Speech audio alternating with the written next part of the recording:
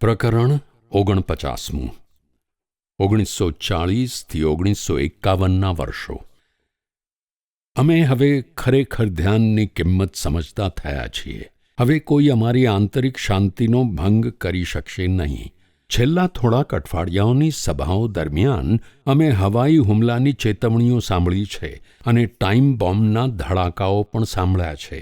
પરંતુ અમારા વિદ્યાર્થીઓ હજુ પણ ભેગા થાય છે અને અમારી સુંદર સેવાનો સંપૂર્ણ આનંદ માણે છે. બીજા વિશ્વયુદ્ધમાં અમેરિકા યુદ્ધમાં સામેલ થયું તે પૂર્વેના વર્ષો દરમિયાન યુદ્ધથી તારાજ થયેલા ઇંગ્લેન્ડ અને યુરોપમાંથી મને મળેલા અનેક પત્રો પૈકીનો ઉપરનો એક વીરતાભર્યો સંદેશો લંડનના સેલ્ફ રિયલાઇઝેશન ફેલોશિપ કેન્દ્રના સંચાલક તરફથી મળ્યો હતો. પૂર્વની જ્ઞાનમાળા the wisdom of the east સિરીઝના પ્રખ્યાત તંત્રી લંડનના ડૉક્ટર એલ ક્રેનમર બિંગે મને સને 1942માં આ પ્રમાણે સંદેશો લખ્યો હતો. જ્યારે મેં ઇસ્ટ વેસ્ટ વાંચ્યું ત્યારે મને સમજાયું કે આપણે દેખીતી રીતે કેટલા દૂર હોઈએ તેવું લાગે છે, જાણે કે બે જુદી દુનિયામાં રહેનારા. સુંદરતા, વ્યવસ્થા, સ્વસ્થતા અને શાંતિ લોસ એન્જલિસથી મારી પાસે આવે છે. જાણે હોલી ગ્રેઇલના આશીર્વાદો અને આશ્વાસનથી ભરેલ જહાજ એક મુશ્કેલીગ્રસ્ત શહેરના બંદરમાં દાખલ થાય છે. હું જાણે કે સ્વપ્નોમાં તમારું તાડના વૃક્ષોનું ઝુંડ, એન્સિનિટાસનું મંદિર અને એના સામે ફેલાયેલ સાગર અને પર્વતીય દૃશ્ય જોઉં છું. અને સર્વથી વિશેષ એના આધ્યાત્મિક વૃત્તિવાળા ભાઈઓ અને બહેનોનું સંગઠિત જૂથ, એકતાના સૂત્રમાં બંધાયેલ, રચનાત્મક કાર્યમાં નિમગ્ન અને ધ્યાન દ્વારા નવશક્તિ મેળવતો સમુદાય. ચોકી બુરજ પર પ્રભાતની પ્રતીક્ષા કરી રહેલા એક સાધારણ સિપાહી દ્વારા લખાયેલા આ પત્રમાં બધા સત્સંગીઓને મારા પ્રણામ. કેલિફોર્નિયામાં આવેલા હોલિવૂડમાં સર્વધર્મોનું એક મંદિર સેલ્ફ રિયલાઇઝેશન ફેલોશિપના કાર્યકરો દ્વારા બાંધવામાં આવ્યું, જેની અર્પણ વિધિ સને 1942માં કરવામાં આવી હતી. એક વર્ષ પછી કેલિફોર્નિયાના સેન ડિએગોમાં એક મંદિર તેમજ 1947માં કેલિફોર્નિયાના લોંગ બીચમાં અન્ય એક મંદિરનું નિર્માણ કરવામાં આવ્યું હતું. જગતની સૌથી સુંદર જાગીરોમાંની એક લોસ એન્જલિસના પેસિફિક પેલિસેડ્સ ક્ષેત્રમાં આવેલ ફૂલોથી સુશોભિત અદ્ભુત જગ્યા સને 1949માં સેલ્ફ રિયલાઇઝેશન ફેલોશિપને દાનમાં મળી હતી. 10 એકરના વિસ્તારવાળી આ ભૂમિ લીલીછમ ટેકરીઓથી ઘેરાયેલ પ્રાકૃતિક રંગમંચ જેવી છે. પર્વતરૂપી મુગટમાં જડેલ નીલ રત્નની જેમ શોભતા એક વિશાળ કુદરતી સરોવર પરથી આ જાગીરનું નામ લેક શ્રાઇન પાડવામાં આવ્યું છે. મેદાન પર રહેલ એક અનોખા ડચ પવનચક્કી ગૃહમાં એક શાંત દેવળ આવેલું છે. નીચાણમાં આવેલા બગીચામાં એક મોટી પાણીની ચક્કી ધીરે ધીરે સંગીતનું ગુંજારવ કરે છે. ચીનથી લાવેલી આરસની 2 પ્રતિમાઓ આ સ્થાનને શોભાવે છે. એમાં એક ભગવાન બુદ્ધની અને બીજી ક્વાન યિન જગન્માતાની ચીની પ્રતિકૃતિની. જળપ્રપાતની ઉપર આવેલી ટેકરી પર શાંત ચહેરા અને ઝૂલતા જબ્ભાવાળી જીસસ ક્રાઇસ્ટની આદમકદની પ્રતિમા ઊભી છે, જેને રાત્રે આશ્ચર્યજનક રીતે પ્રકાશિત કરવામાં આવે છે.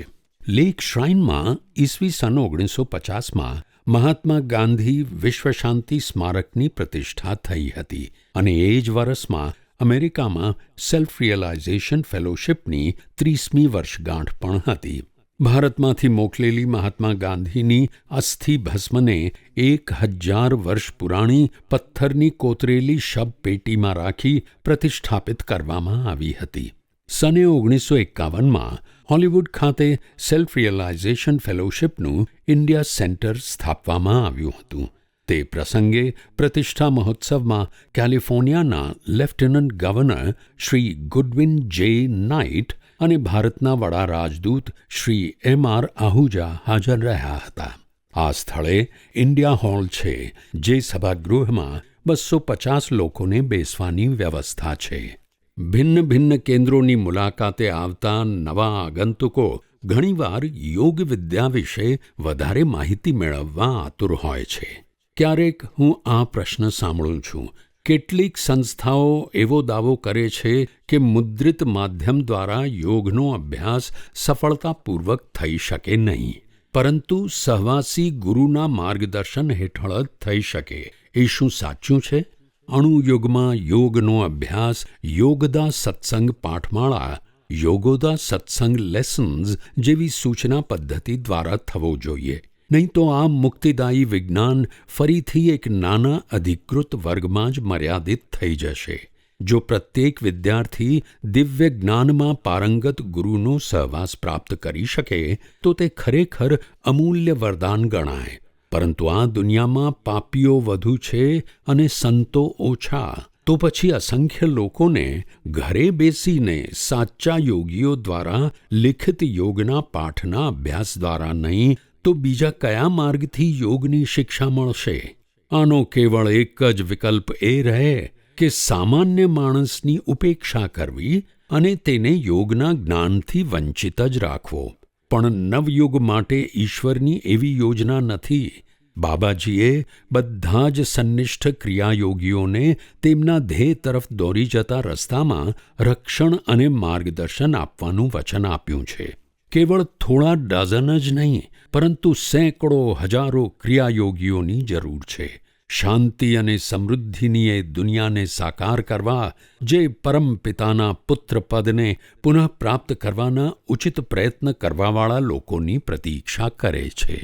પશ્ચિમની દુનિયામાં સેલ્ફ રિયલાઇઝેશન ફેલોશિપ સંસ્થાના આધ્યાત્મિક મધ માટેના મધપૂડા રૂપે સ્થાપના શ્રી યુક્તેશ્વરજી અને મહાવતાર બાબાજીએ મને સોંપેલી ફરજ હતી. આ પવિત્ર વિશ્વાસનું પાલન મુશ્કેલીઓથી મુક્ત નહોતું. સેન ડિએગોના મંદિરના સંચાલક ડૉક્ટર લોઇડ કેનેલે મને એક સાંજે એક સંક્ષિપ્ત સવાલ પૂછ્યો. સાચું કહેજો પરમહંસજી, શું આ સાર્થક થયું છે? હું સમજ્યો કે તેઓ એમ પૂછવા માંગતા હતા કે શું તમે અમેરિકામાં સુખી છો? યોગનો પ્રચાર થતો અટકાવવા માટે આતુર એવા અજ્ઞાનીઓએ ફેલાવેલા જુઠ્ઠાણાઓનું શું? મિથ્યા ભ્રમણાઓ, મનોવ્યથા, કેન્દ્ર આગેવાનો જે કેન્દ્ર ન ચલાવી શક્યા, શિષ્યો જેમને શીખવાડી ન શકાયું, બધાનું શું? મેં જવાબ આપ્યો, જેને ભગવાન કસોટી પર ચડાવે છે તે જ ખરો ભાગ્યશાળી છે. વખતો વખત એણે મને યાદ કર્યો છે મારા ઉપર જવાબદારીઓનો ભાર નાખવા.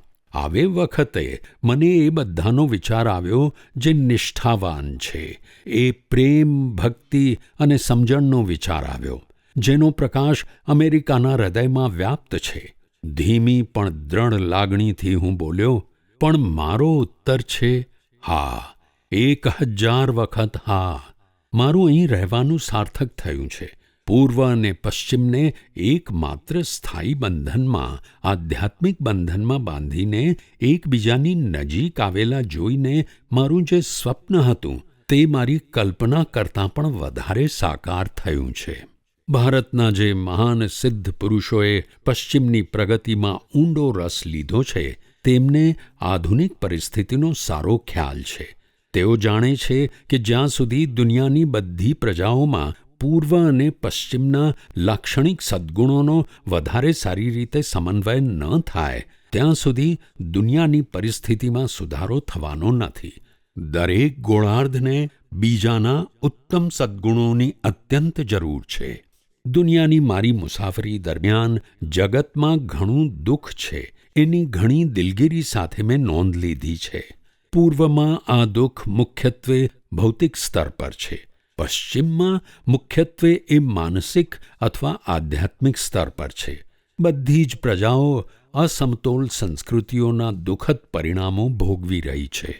ભારત અને પૂર્વના બીજા ઘણા દેશો અમેરિકા જેવી પશ્ચિમની પ્રજાઓની ભૌતિક કાર્યકુશળતા તથા બનાવો પરની વ્યાવહારિકતા શીખીને ઘણો લાભ મેળવી શકશે.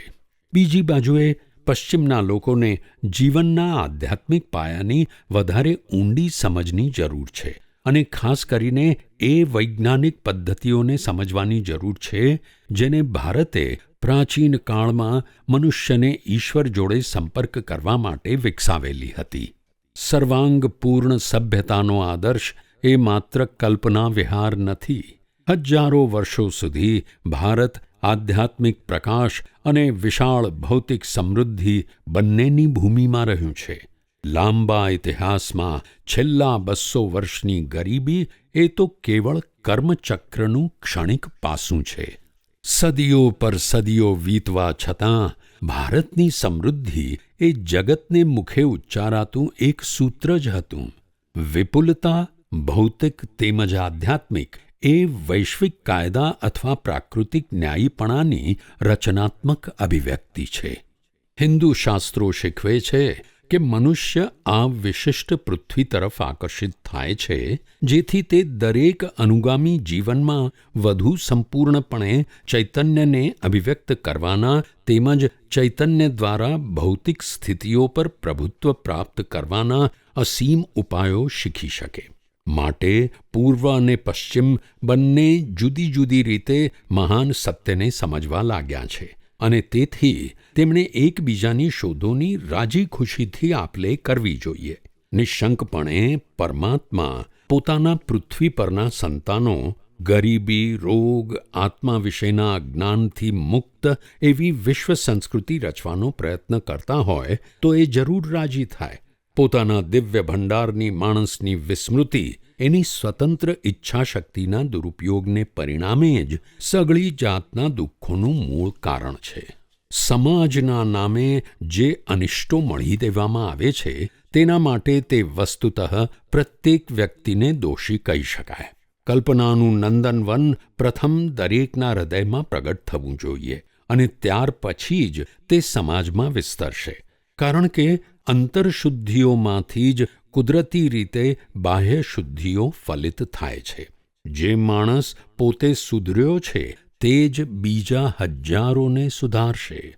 કાળની કસોટીમાં સાચા પુરવાર થયેલા જગતના તમામ શાસ્ત્રો તત્વમાં એક છે અને તે મનુષ્યને ઊર્ધ્વગતિ કરવાની પ્રેરણા આપે છે. મારા જીવનનો સૌથી વિશેષ સુખમય કાળ મેં સેલ્ફ રિયલાઇઝેશન મેગેઝિન માટે બાઇબલના નવા કરારના ન્યૂ ટેસ્ટમેન્ટના એક ભાગ પર મારું વિવરણ લખાવવામાં ગાળ્યો હતો.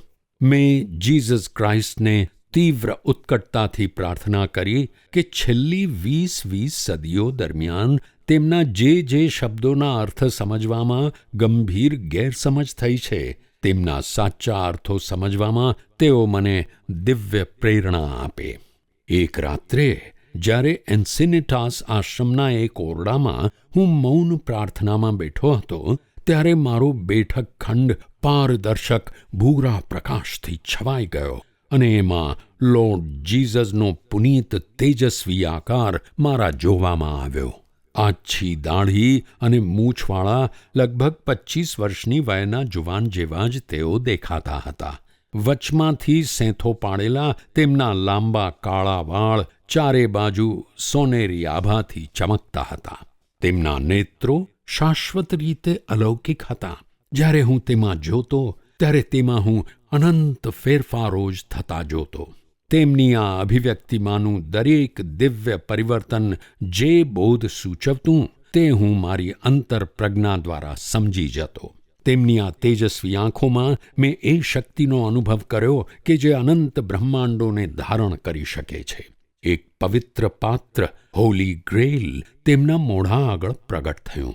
તે નીચે મારા હોઠ સુધી આવ્યું અને પાછું જીસસ તરફ ગયું. થોડી ક્ષણો પછી તેમણે મને થોડાક સુંદર શબ્દો કહ્યા જે એટલા બધા અંગત હતા કે મેં તેમને મારા અંતરમાં જ ભંડારી રાખ્યા છે. સને 1950 અને 1951માં કેલિફોર્નિયાના મોહાવી ડેઝર્ટમાં શાંત એકાંતમાં મેં ઘણો સમય ગાળ્યો. ત્યાં મેં શ્રીમદ ભગવદ્ ગીતાનો અનુવાદ કર્યો અને યોગના જુદા જુદા માર્ગોનું વિવરણ કરતું વિગતવાર ભાષ્ય લખ્યું. યોગની પ્રક્રિયાનો 2 વખત સ્પષ્ટ નિર્દેશ કરતું શ્રીમદ ભગવદ્ ગીતામાં વર્ણવેલી એકમાત્ર યોગ વિધિ અને તેને જ બાબાજીએ ક્રિયાયોગ એવું સરળ નામ આપેલ ભારતનું સર્વોત્તમ શાસ્ત્ર મનુષ્યોને જીવન જીવવા માટે પ્રત્યક્ષ વ્યવહારુ તથા નૈતિક શિક્ષણ આપે છે. આપણા સ્વપ્ન જગતના મહાસમુદ્રમાં શ્વાસોચ્છ્વાસ એ માયાના ચોક્કસ સ્વરૂપનું તોફાન છે, જે પૃથક પૃથક મોજાઓનો માનવરૂપ તથા સમસ્ત ભૌતિક પદાર્થો કે આકારોનો ધોધ ઉત્પન્ન કરે છે. માત્ર ધાર્મિક અને તાત્વિક જ્ઞાન માણસને પોતાના અલગ અસ્તિત્વના દુઃખદાયક સ્વપ્નમાંથી જાગૃત કરવાને પૂરતું નથી. એ જાણીને જ ભગવાન કૃષ્ણે આ પવિત્ર જ્ઞાન તરફ આંગળી ચીંધી છે, જેથી યોગી પોતાના શરીર પર પ્રભુત્વ મેળવી શકે અને ઈચ્છા પ્રમાણે એનું રૂપાંતર શુદ્ધ શક્તિમાં કરી શકે. આ યૌગિક શક્તિની શક્યતા આજના અણુયુગના અગ્રણી વિજ્ઞાનીઓની સૈદ્ધાંતિક સમજની બહાર નથી. એ તો પુરવાર થયેલી હકીકત છે કે સર્વ ભૌતિક પદાર્થોને શક્તિના રૂપમાં ફેરવી શકાય છે. હિન્દુ શાસ્ત્રો યોગ વિદ્યાને એટલા માટે મહત્વ આપે છે કારણ કે સર્વસાધારણ મનુષ્ય એનો ઉપયોગ કરી શકે છે. તે સાચી વાત છે કે શ્વાસોચ્છ્વાસનું રહસ્ય ભગવાન તરફની અસાધારણ ઉત્કટ ભક્તિવાળા બિન હિન્દુ સંતોની માફક ઔપચારિક યોગ પ્રક્રિયા સિવાય પણ કોઈ વખત ઉકલી શક્યું છે.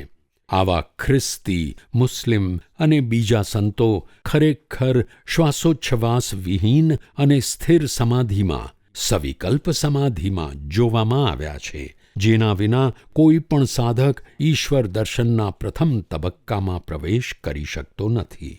કોઈ પણ સંત નિર્વિકલ્પ અથવા સર્વોચ્ચ સમાધિમાં પહોંચ્યા પછી તે ભગવાનમાં અફર રીતે ભળી જાય છે. પછી શ્વાસોચ્છ્વાસ લેતો હોય કે શ્વાસવિહીન હોય, સ્થિર હોય કે સક્રિય હોય. 17મી સદીના ખ્રિસ્તી બ્રધર લોરેન્સ કહે છે કે ઈશ્વર સાક્ષાત્કારની પ્રથમ ઝાંખી મને એક ઝાડના દર્શનથી થઈ આવી હતી. લગભગ બધા જ મનુષ્યોએ ઝાડ જોયું હોય છે, પણ અરે કેટલાક થોડા લોકોએ જ એના સર્જકને જોયો હશે. મોટાભાગના માણસો ભક્તિની આવી તીવ્ર શક્તિઓને જાગૃત કરવા તદ્દન અસમર્થ હોય છે કે જેને થોડાક એકાંતિન સંતોએ અનાયાસે મેળવેલ હોય છે. આવા એકાગ્ર સંતો પૂર્વ કે પશ્ચિમના બધા ધર્મમાર્ગોમાં મળી આવે છે, છતાં કોઈ પણ સામાન્ય માણસને દિવ્ય સાક્ષાત્કારની શક્યતાથી વંચિત રાખી શકાય નહીં.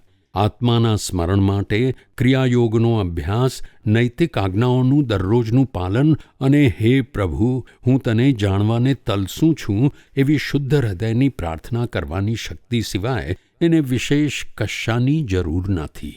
યોગની વિશ્વવ્યાપક મહત્તા એમાં જ રહેલી છે કે ઈશ્વર દર્શનનો એનો માર્ગ દરરોજ આચરી શકાય એવો સરળ અને વૈજ્ઞાનિક છે, જ્યારે ભક્તિ માર્ગની ઉત્કટતા સામાન્ય માણસની સંવેદનશીલતાની શક્તિથી પર છે.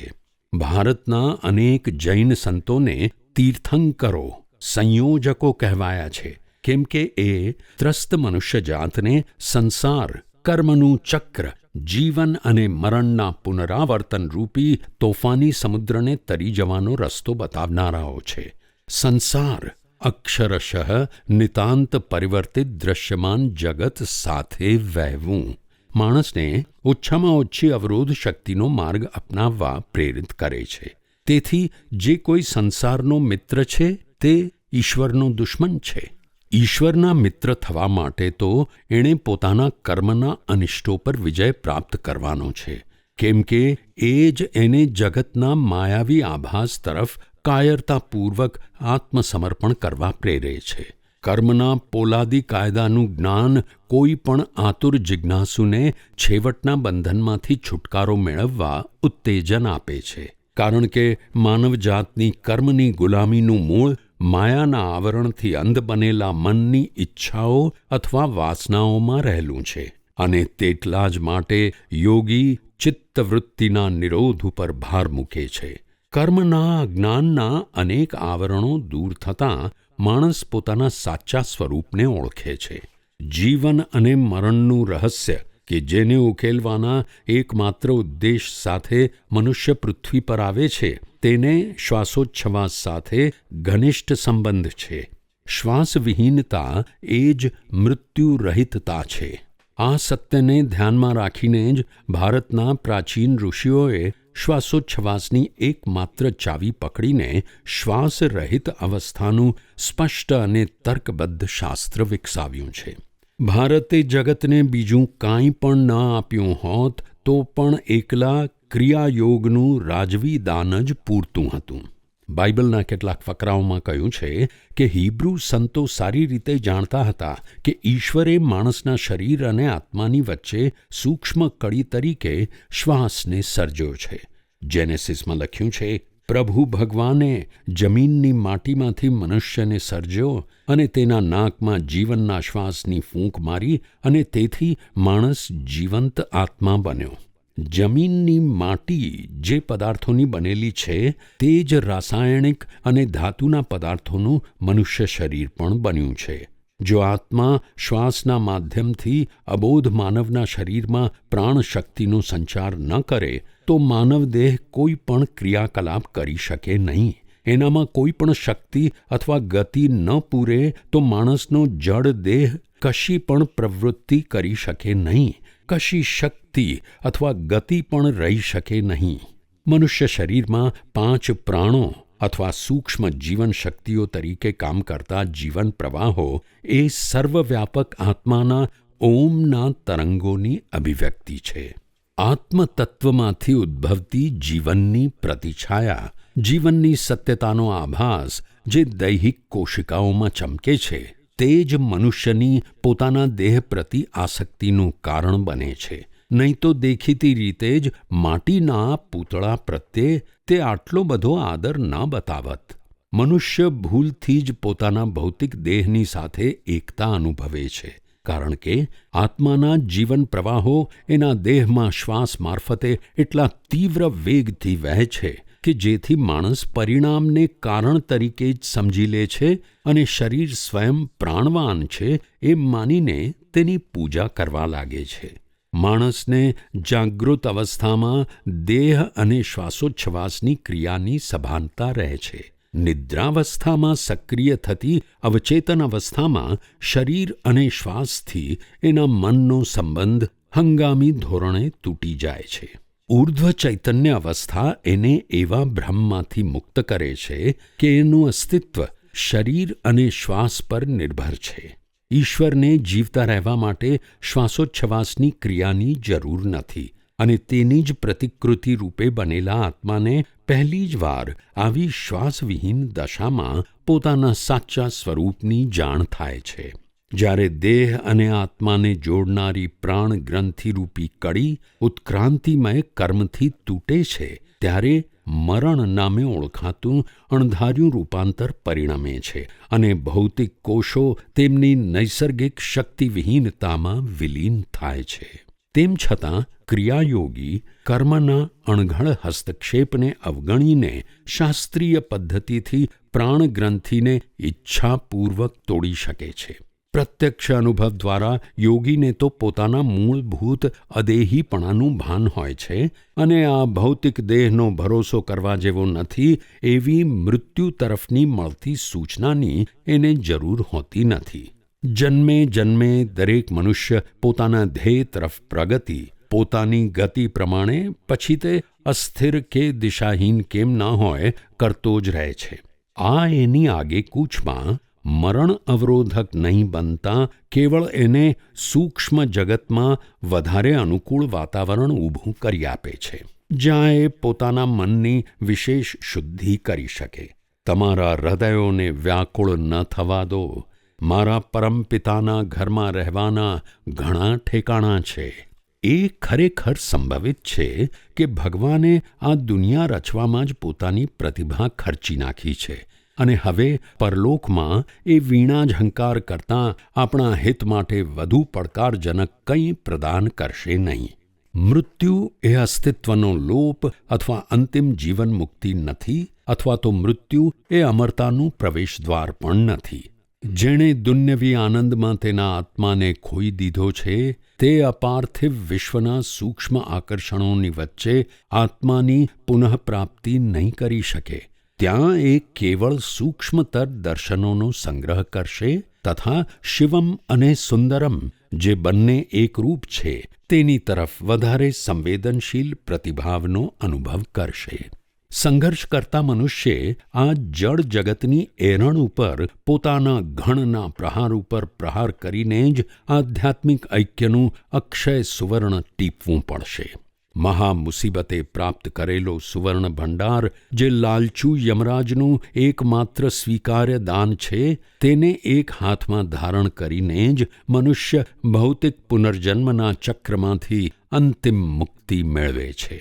કેટલાક વર્ષો સુધી એન્સેનિટાસ અને લોસ એન્જલિસમાં મેં પતંજલિના યોગસૂત્રો અને હિન્દુ તત્વજ્ઞાનના બીજા ગૂઢ શાસ્ત્રો ઉપર વર્ગો ચલાવ્યા હતા. વર્ગના એક વિદ્યાર્થીએ એક સાંજે સવાલ પૂછ્યો, ઈશ્વરે આત્મા સાથે આ શરીરનો સંયોગ જ શા માટે કર્યો? સૃષ્ટિના ઉત્ક્રાંતિમય નાટકને શરૂઆતની ગતિ આપવામાં એનો શો હેતુ હતો? બીજા અસંખ્ય માણસોએ આવા સવાલો પૂછ્યા છે. તત્વવેત્તાઓ હજી પણ આવા સવાલોના સંતોષકારક ખુલાસા આપી શક્યા નથી. થોડાક રહસ્યો અનંતકાળમાં વણ ઉકેલ્યા જ રહેવા દો. શ્રી યુક્તેશ્વરજી સ્મિત સાથે કહેતા, સનાતન પૂર્ણ બ્રહ્મના અકલ્પ્ય હેતુઓનો ખ્યાલ મનુષ્યની મર્યાદિત વિચારશક્તિને ક્યાંથી આવે? દૃશ્ય જગતના કાર્ય કારણવાદના સિદ્ધાંતથી સીમિત થયેલી માણસની વિવેક શક્તિ અનાદિ અને સ્વયંભૂ ઈશ્વરના ગૂઢ રહસ્ય આગળ ગૂંચવાઈ જાય છે. એમ છતાં જો કે મનુષ્યની બુદ્ધિ સૃષ્ટિના ભેદો ઉકેલી શકતી નથી, તો પણ ભક્તોને માટે ઈશ્વર પોતે પ્રત્યેક રહસ્ય આખરે ઉકેલી જ દેશે. જે માણસ સત્યજ્ઞાન માટે સાચા હૃદયથી તલસે છે, તે તો આ દિવ્ય યોજનાની સાદી બારાખડી ઉપર નમ્રતાપૂર્વક પ્રભુત્વ મેળવી શોધની શરૂઆત કરવામાં સંતોષ માનશે. એ માણસ શરૂઆતમાં જ જીવનના આઇન્સ્ટાઇનના સિદ્ધાંત, આઇન્સ્ટાઇન્સ થિયરીના ચોક્કસ ગાણિતિક રેખાચિત્રની વખતની માગણી નહીં કરે. કોઈ પણ માનવીએ કોઈ પણ સમયે ઈશ્વરને જોયો નથી. કોઈ પણ મર્ત્ય માનવી કાળ, જે માયાનું સાપેક્ષ સ્વરૂપ છે, તેના બંધનમાં રહીને અનંત પરમ તત્વનો સાક્ષાત્કાર કરી શકતો નથી. ફક્ત એનાથી ઉત્પન્ન થયેલા દીકરાએ, જે પરમપિતાના હૃદયમાં સ્થિત છે, પ્રતિબિંબિત થયેલું કૂટસ્થ ચૈતન્ય અથવા બહિર્મુખી પૂર્ણ પ્રજ્ઞા ઓમના સ્પંદન દ્વારા સઘળી ભૌતિક દ્રશ્ય ઘટનાઓનું માર્ગદર્શન કરતાં કરતાં પરમ ઐક્યને પ્રગટ કરવા અસૃષ્ટ દિવ્યતાના ગર્ભથી અથવા હૃદયથી બહાર નીકળે છે. તેણે પરમાત્માના અસ્તિત્વની ઘોષણા કરી છે, સાકાર રૂપ આપીને અવતાર સ્વરૂપે પ્રગટ કર્યો. જીસસે ખુલાસો કરતાં કહ્યું, ખરું છે, ખરું છે, હું તમને કહું છું કે પુત્ર પોતાની જાતે કાંઈ નિર્માણ કરી શકતો નથી, પણ જે કાંઈ એ પોતાના પિતાને કરતો જુએ તે જ એ કરે છે.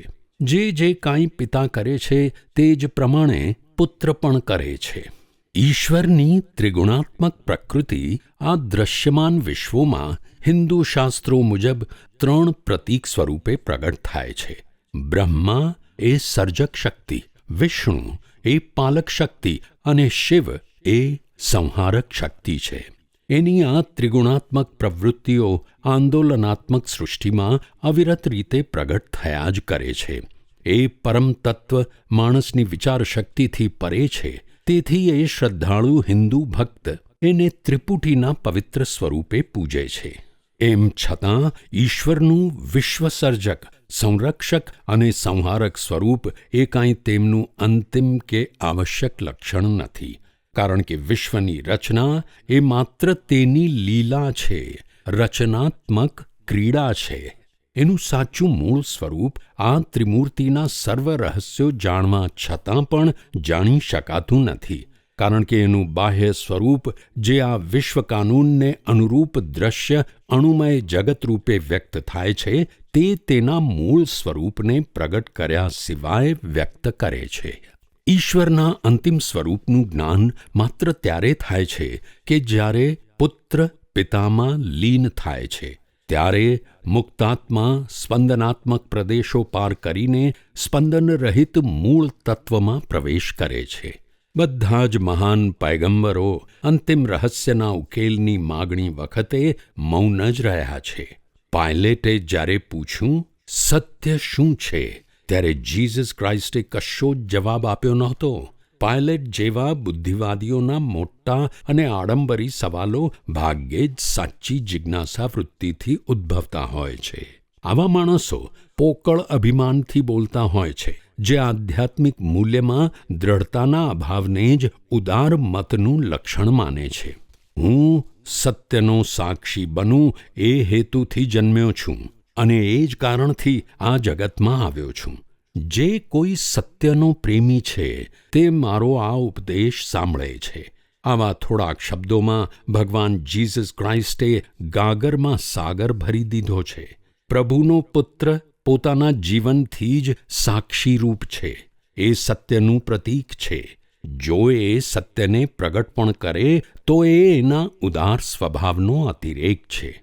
સત્ય એ કાંઈ સિદ્ધાંત નથી, તત્વજ્ઞાનની કોઈ સૈદ્ધાંતિક પદ્ધતિ નથી, એ બુદ્ધિવાદનું અંતર્જ્ઞાન નથી. સત્ય વાસ્તવિકતા સાથે બિલકુલ એકરૂપ છે. એક મનુષ્યને માટે તેના સાચા સ્વરૂપનું દ્રઢ જ્ઞાન, પોતે જ આત્મા છે એવી દ્રઢ પ્રતીતિ એ જ સત્ય છે.